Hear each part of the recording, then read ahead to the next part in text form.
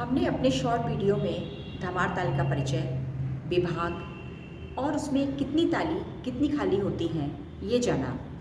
हम अपने long video में सीखेंगे कि धमार ताल की लयकारी दुगुन के लयकारी को हम किस तरह से लिखेंगे। इसमें भी वही सूत्र फॉलो होता है जो हमने तीन ताल में किया था। जैसे इसका सूत्र है 14 गुणा 2, यानी कि हम 14 को 2 से गुणा करेंगे तो हमारा उत्तर आएगा 28 और फिर हम 28 को 2 से भाग दे देंगे जिसमें हमारा उत्तर पुनः 14 आ जाएगा। तो इससे मतलब ये है कि हमारे 14 मात्राओं को हम 2 चक्र में लिखेंगे, यानी कि 14 मात्राओं के एक आवर्तन को जब हम 2 बार लिखेंगे तो हमारी 28 मात्रा हो जाएंगी और 2-2 मात्राओं को लेके चंद्र बनाएंगे। देखिए उसको किस तरह से लिखेंगे।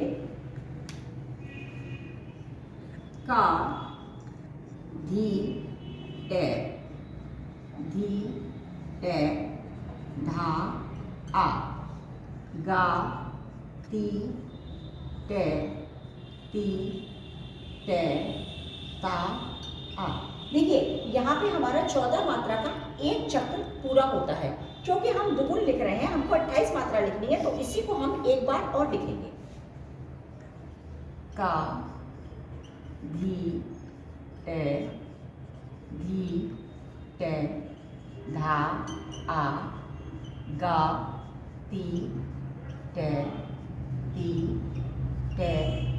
ता आ। अब हमने 14 मात्राओं को 2 बार लिख लिया, यानी कि 28 मात्राओं को लिख लिया। इसको हम कैसे काउंट करेंगे? 1 2 3 4 5 6 7 8 9 10 11 12 13 14 15 16 17 18 19 20 21 22 23 24 25 26 27 28।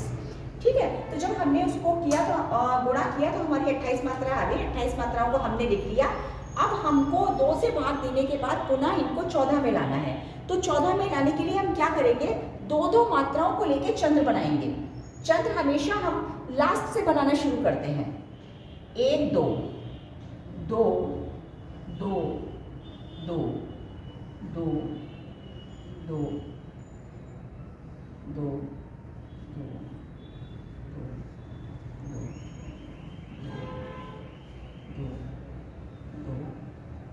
2। अब ये देखिए हमारी 28 की 14 मात्रा बन गई। 1 2 3। अब हम चंद्र से गिनेंगे इनको। 1 2 3 4 5 6 7 8 9 10 11 12 13 14। 14 बन गई। अब हम इसी में उसके धमार ताल के विभाग बनाएंगे, 4 विभाग बनाएंगे। और जो विभागों का क्रम है 5 2 3 4, तो हम पहले विभाग में 5 मात्रा रखेंगे। 1 2 3 4 5 विभाग पूरा। 1 2 दूसरा विभाग, 1 2 3 तीसरा विभाग, 1 2 3 4 चौथा विभाग। और यहाँ पे का लिखेंगे क्योंकि हम का से ही शुरू किए हैं। अब इसका निशान लगेगा गुणा 2 0 3। जैसा कि हम कह रहे हैं, अब ये मात्रा लिखेंगे इस पे 1 2 3 4 5। पहले विभाग में 5 मात्रा पूरी। 6 7 8 9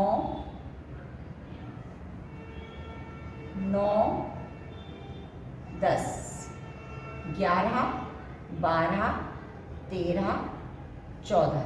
इस तरह से हमारी 14 मात्राएं पूरी हो गई। और हमारी जो ताली लगी, पहली ताली 1 पे, दूसरी ताली 6 पे, तीसरी ताली 11 पे और 8वीं मात्रा खाली है। इसी तरह से हम दुगुन को लिखेंगे।